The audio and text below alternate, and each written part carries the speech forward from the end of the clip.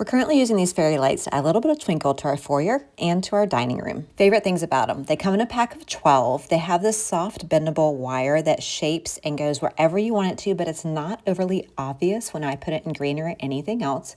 The pre-installed batteries are set in the timing function, and you have 8 options. So whether you like fades or flashes or twinkles, you can pick whatever mode you like, and then it's very easy to kind of discriminately hide them.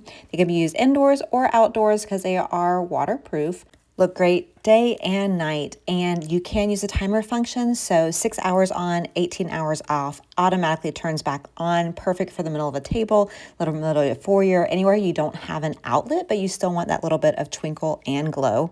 Each battery set does last 72 hours, but I absolutely love that the batteries are replaceable. So they come in a pack of 12. You can replace them with 2 CR2032 batteries, and look at the tiniest screwdriver ever.